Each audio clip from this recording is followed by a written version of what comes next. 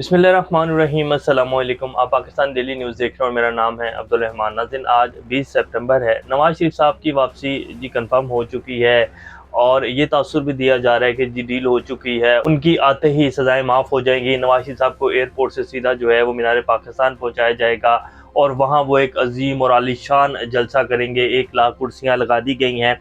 काजी फाइज ईसा साहब जो हैं वो पाकिस्तान की आवाम के लिए मेन स्ट्रीम मीडिया के ऊपर जो है वो पहले दिन ही अपनी समाअत करते हैं 15 रुकनी लार्जर बेंच बनाकर, और वो ये तासुर देते हैं कि जी पाकिस्तान की अदलिया को मैं आज़ाद करवाने जा रहा हूँ, अब बहुत कुछ डिफरेंट होगा। तो क्या काजी फाइज ईसा साहब जो कि नवाज शरीफ साहब की जो सज़ाएँ माफ़ी होने जा रही हैं, क्या वो ये इस प्रोसेस को ऐसे ही चलने देंगे? और जो ये तासुर दिया जा रहा है कि जी काजी फाइज ईसा साहब के साथ डील हो चुकी है, अब जो है रावी सब सुख चैन ही लिख रहा है, तो इसके हवाले से कुछ अपडेट्स आपके सामने रखेंगे। इमरान रियाज खान साहब के हवाले से बड़ी अहम मालूमात है, वो भी आपके सामने रखेंगे। उनकी फैमिली की उनके साथ मुलाकात करवा दी गई है। आज आईजी पंजाब साहब जो हैं वो बड़ी मुश्किल बचे हैं, वरना उनके खिलाफ जो है कोई ना कोई लाहौर हाई कोर्ट की तरफ से ऑर्डर आ जाना था, और लाजमी बात है कोई भी ऑर्डर आता तो उनको जो है मुअत्तल कर दिया जाना था और उनको सज़ा भी हो सकती थी। उन्होंने अपनी जान कैसे छुड़वाई है वो आपके सामने रखेंगे। हमारे निगरान वज़ीर-ए-आज़म साहब जो हैं वो अक़वाम मुत्तहिदा पहुँच चुके हैं, 5 रोज़ का दौरा है। 1 से डेढ़ माह हुआ है उनको आए हुए, और अब वो जो है वहाँ क्या बात कर रहे हैं वो आपके सामने रखेंगे। वैसे ये जो अक़वाम मुत्तहिदा का इजलास है, ये माहौलियाती आलूदगी के ऊपर जो है इजलास बुलाया गया है। कौन कौन से दुनिया के ममालिक जो हैं उन्होंने शिरकत नहीं की, और हमारे जो केयर टेकर पीएम साहब हैं वो पहुँच गए वहाँ, क्योंकि पाकिस्तानी अवाम के टैक्सों का पैसा है और पाकिस्तान में पैसा बहुत ज़्यादा है। पाकिस्तान बेशक डिफ़ॉल्ट हो चुका है और हमारे वज़ीर-ए-आज़म साहब जो हैं वो अमेरिका पहुँच गए हैं, तो वो वहाँ जाकर उन्होंने क्या ख़िताब किया वो भी आपके सामने रखेंगे। और अमार फ़ारूक के हवाले से जो हुआ वाक़या उसके हवाले से हमने आपके सामने रखी डिटेल्स, आप सब लोग जान चुके हैं। पाकिस्तान में टॉप ट्रेंड रहा है। पाकिस्तान में ऐसी जुल्म की दास्तानें जो हैं भरी पड़ी हैं। अब उस बच्चे की मेडिकल रिपोर्ट आई है, उसके हवाले से भी कुछ डिटेल्स आपके सामने रखेंगे।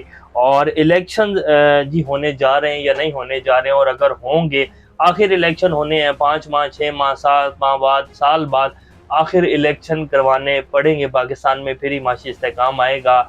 और इलेक्शन जब होंगे तो उसका रिजल्ट क्या आएगा वो आज आपके सामने रखेंगे। इससे पहले अगर आप लोगों ने चैनल को सब्सक्राइब नहीं किया तो रेड बटन को प्रेस कर लें और बेल आइकॉन को भी प्रेस कर लें, ताकि लेटेस्ट अपडेट्स आप लोगों को मिलती रहें। ये जो हमारा ताल्लुक है ऐसे ही जुड़ा रहे। सबसे पहले जी लाहौर हाई कोर्ट की चीफ जस्टिस ने आज आईजी पंजाब साहब को लाइन हाजिर किया। उन्होंने कहा कि जी बहुत मोहलत दे दी, आपको 5 माह हो चुके हैं, आप हर दफ़ा जो है आकर नई मोहलत मांग कर ले जाते हैं।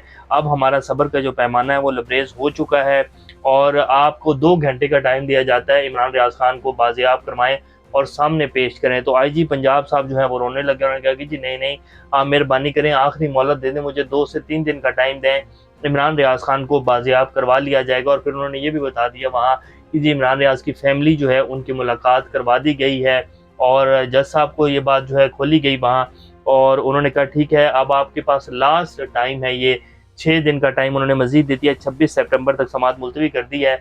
और उन्होंने कहा है कि जी ये लास्ट जो है आपको ऑप्शन दी गई है, वार्निंग दी गई है, टाइम दिया गया, मोहलत दी गई। इसके बाद अगर आप इमरान रियाज खान को बाजियाब नहीं करेंगे और यहाँ पेश नहीं करेंगे तो आपके खिलाफ जो है वो हुक्म दिया जाएगा, और आप बेहतर अंदाज़ा लगा सकते हैं कि अब हुक्म कैसा आएगा।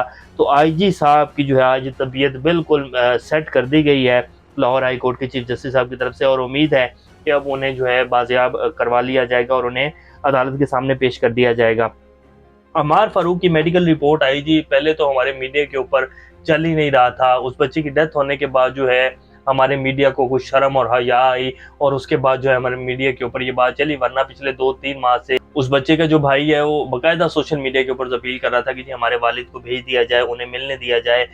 वो जो है हमारे चीफ ऑफ आर्मी स्टाफ से जो है अपील्स कर रहा था कि जी हमारे वालिद को जो है आप माफ़ कर दें, मेरे भाई की तबीयत बहुत ख़राब है, डॉक्टर्स कह रहे हैं कि जी वालिद से मिलेगा तो चांसेस हैं कि ये बच्चा रिकवर कर जाएगा, लेकिन खैर किसी को इस चीज़ का ख्याल नहीं आया और हमारा मेन स्ट्रीम मीडिया भी बिल्कुल खामोश रहा। अब जब ये उस बच्चे की डेथ हुई और उसके बाद जो है वो सारा मामला जो है फिर इंटरनेशनल मीडिया तक गया और ट्विटर के ऊपर टॉप ट्रेंड बना, तो हमारे मीडिया को शर्म और हया आई, और फिर कुछ जो बड़े बड़े सहाफ़ी हैं उन्होंने जो है कल ये मामला मेन स्ट्रीम मीडिया के ऊपर बात की, और रिपोर्ट्स भी आई मेडिकल कि जी वो बच्चा 3 माह पहले तक बिल्कुल ठीक था। उसकी टीचर्स का जो है वीडियो पैगाम आए और उन्होंने बताया कि जी बच्चा तो पेपर दे रहा था, लेकिन जब ये वाक़या हुआ इनके साथ बच्चा बिल्कुल नॉर्मल था, हर तरह से एक्टिविटीज़ में हिस्सा लेता था, लेकिन इतना बड़ा जो है उसने ज़हन पर सदमा लिया, क्योंकि रात को जब सोते हुए पुलिस आपके घर में घुसेगी, आपके वालिद नहीं हैं, आपकी माँ को और आपकी जो दादी हैं उनको उठाकर लेके जाएगी, बदतमीज़ी करेगी, और हर दूसरे तीसरे चौथे दिन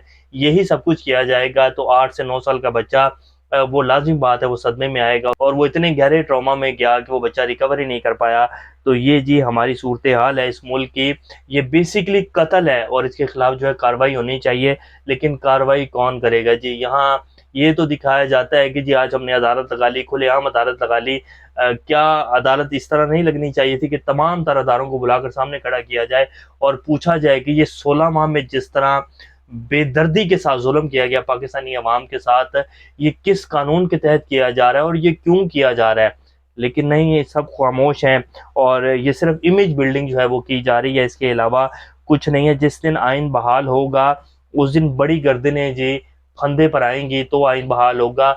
ये जो अभी कार्रवाइयाँ चल रही हैं ये सिर्फ इमेज बिल्डिंग है, इसके अलावा कुछ नहीं है। अब आपके सामने जी हमारे जो निगरान वज़ीर-ए-आज़म साहब हैं, वैसे इस मुल्क में जो पाकिस्तानी आम पाकिस्तानी की इज़्ज़त है ना जी, वो शेर, चीते और मोरों से कम ही है। ये जो बड़े ताकतवर लोगों के मोर, शेर और चीते हैं ना, इनसे पाकिस्तानी अवाम की ज़्यादा औकात नहीं है, बल्कि इनसे इनकी औकात जो है पाकिस्तानी अवाम से ज़्यादा है, क्योंकि उनको तो बाज़ेयाब करवा लिया जाता है और 24 घंटे में ये सारी चीज़ें अगर के गुम हो जाएँ, जैसे कि मोर जो है उठा के लेके गए और वो बाद में जो है मोर वापस आ गया, तो ये चीज़ें तो बड़ी जल्दी वापस आ जाती हैं। लेकिन कोई पाकिस्तानी जो है वो गुमशुदा हो जाए या उसको जबरी गुमशुदगी उसकी डाल दी जाए या इस तरह की वारदातें डाली जाएँ, लोगों के घरों में रात को घुसा जाए, चादर चारदीवारी का तकद्दुस पामाल किया जाए, तो उसका कोई नहीं पूछता। लेकिन जब ऐसी चीज़ें, कोई पालतू जानवर जो हैं गायब हो जाएँ बड़े लोगों के, तो वो जो है मिल जाते हैं, और आईफ़ोन अगर चोरी हो जाएँ तो वो भी मिल जाते हैं। लेकिन पाकिस्तानी अवाम जो है उसकी कोई औकात नहीं है जी इस मुल्क में। निगरान वज़ीर-ए-आज़म साहब जी वहाँ पहुँचे हैं और माहौलियाती तब्दीली के ऊपर ये इजलास था जो बड़ा इम्पोर्टेंट था, और ये बाद में पता नहीं मौका मिले ना मिले, तो उन्होंने कहा जी ये विज़िट तो करो ना, एक ऑफ़िशियल विज़िट के ऊपर चलते हैं, यहाँ हमने रह के क्या करना है। इक़वाम मुत्तहिदा के ज़ेर तमाम पायदार तरक्की अहदाफ़ से मुतल्लिक़ लीडर्स डायलॉग का इनेकाद किया गया। अनवारुल हक काकड़ ने अपने ख़िताब में कहा कि तरक्की पज़ीर मुल्कों को तरक्याती अहदाफ़ के हसूल में वसाइल की कमी का सामना है। पायदार और तरक्याती अहदाफ़ के हसूल के लिए कमज़ोर ममालिक को वसाइल फ़राहम करना होंगे। तो ये हमारे वज़ीर-ए-आज़म साहब का ख़िताब था जो यहाँ भी कर सकते थे, और उन्हें पता है इन्होंने मांगना ही है, जहाँ भी जाएँगे इन्होंने कशकोल आगे रखना है। तो ये तो पाकिस्तान के ऊपर ठप्पा लग चुका है कि ये जहाँ भी जाते हैं ये कशकोल ही लेकर जाते हैं, तो यहीं से बैठकर जो है ख़त लिख देते हैं, वहाँ आवाम का जो टैक्सों का पैसा है उसको लगाने का क्या वो था। बहरहाल इसके अलावा मज़े भी नहीं आने थे, और फिर बार-बार थोड़ी वज़ीर-ए-आज़म बनना है, ये तो एक ही दफ़ा मौका मिला है, तो क्यों ना हम भी जो है बहती गंगा में हाथ धोएँ। तो ये सूरत-ए-हाल है। अब ये जो इजलास हुआ इसमें कौन-कौन से मुल्क शामिल नहीं हुए? चाइनीज़ प्रेसिडेंट शी जिनपिंग भी नहीं गए, रशियन प्रेसिडेंट पुतिन भी नहीं गए, फ्रेंच प्रेसिडेंट मैक्रोन भी नहीं गए, इंडियन जो पीएम है मोदी साहब वो भी नहीं गए, यूके पीएम ऋषि सुनाक जो हैं वो भी नहीं गए, और काफ़ी सारे मुल्कों के वज़ीर-ए-आज़म और सदूर जो हैं वो नहीं गए। लेकिन पाकिस्तान के निगरान वज़ीर-ए-आज़म को अमेरिका जाना था। तो ये जी हालात हैं हमारे।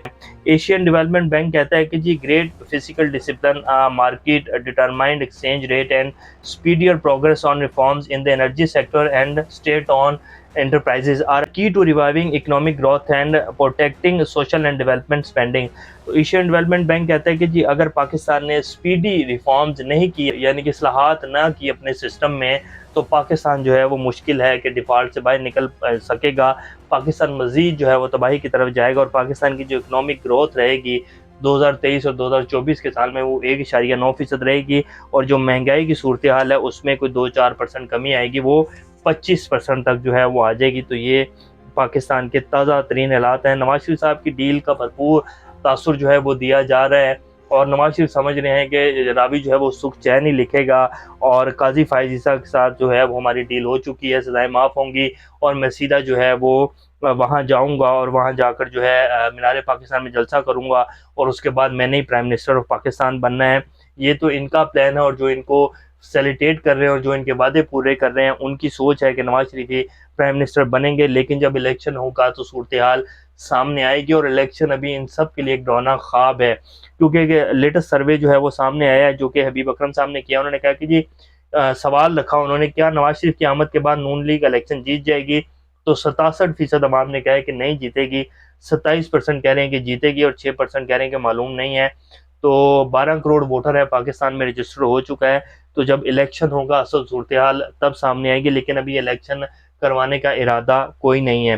तो ये लेटेस्ट अपडेट्स है, इंशाल्लाह नेक्स्ट अपडेट से दोबारा आपके सामने हाजिर होंगे। तब तक अपना और का ख्याल रखिएगा। अल्लाह हाफिज़।